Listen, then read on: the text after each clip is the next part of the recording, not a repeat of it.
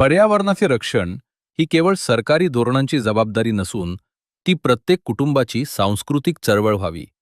या उद्देशानं ठाणे जिल्हा माहिती कार्यालय आणि वेसाक इंडिया यांनी एकत्रितपणे हवामान कृती उपक्रम हाती घेतला आहे. तुमची एक छोटी कृती पृथ्वीची मोठी मुक्ती हे ब्रीदवाक्य घेऊन सुरू झालेली ही चळवळ सामान्य माणसाच्या दैनंदिन जीवनशैलीला थेट हवामान रक्षणाशी जोडत आहे. हा उपक्रम जिल्हा माहिती अधिकारी मनोज सानप आणि वेसाक इंडियाचे संस्थापक विजयकुमार कट्टी यांच्या सामूहिक प्रयत्नातून प्रशासन समुदाय भागीदारी मॉडेल म्हणून यशस्वीरित्या राबवला जात आहे. कचरा मुक्तीचा नवा मार्ग.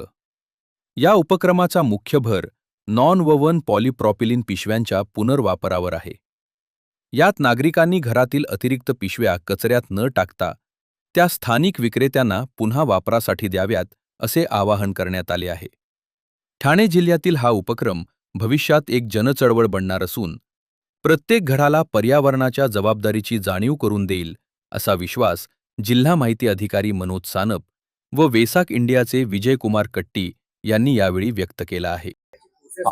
तुम्ही आजचे जे मेन उद्देश plastic bag single use plastic काढून आता जे NNMP जे काढलेले सुंदर दिसतात, टिकाऊ आहेत, ते बॅग आपण कलेक्ट करतो लोकांकडे का? त्याची आयु कमीत कमी 100 वर्षाचं आहे.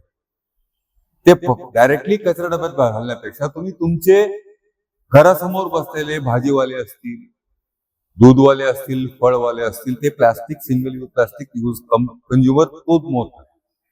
त्यांना हे बॅग दिले आणि त्यांची महिन्याची कमीत कमी 100 ते 150 रुपये प्लास्टिक परचेस करण्यासाठी जातं, ते पैसे वाचतात. आणि मी जे काय सर्वे केले, मी जे काम केलेले 10 भाजीवाल्यांना मी सांगितले आणि त्यांना सांगितलं, हे बघ पिशव्या घे माझे, पण ज्या माणसाला तू पिशव्या देतो त्यांना सांग तुम्ही हे पिशव्या घेऊन या.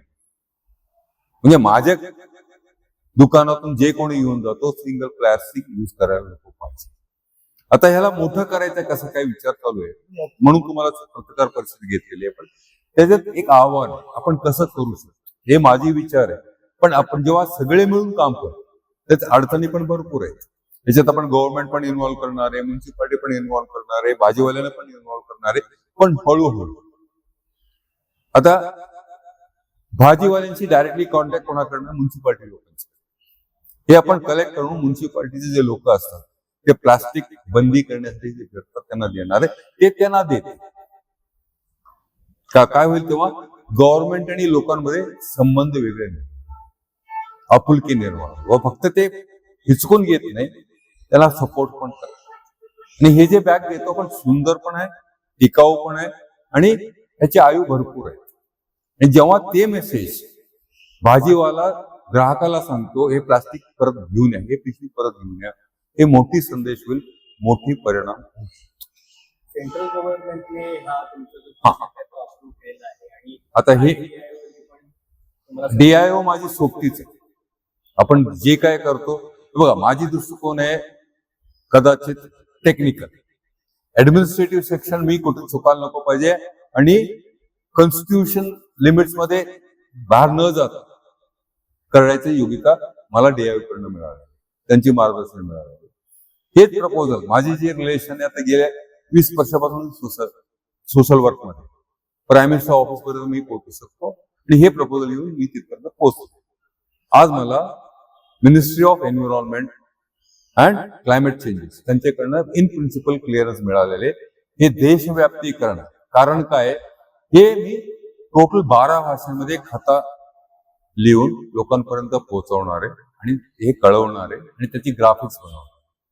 त्यामुळे जास्त लोकांपर्यंत पोहोचू शकतो. समजा 1% लोक तरी ह्याला इम्प्लिमेंट केले, 1% तरी इम्प्लिमेंट केले, तर we can reduce billions of tons of carbon dioxide from the atmosphere. आणि दुसरी गोष्ट, तेवढंच पैसे त्या फॅमिलीला पण वाचतात आणि निसर्गाबद्दल आपुलकी निर्माण होते. हे माझे उद्देश.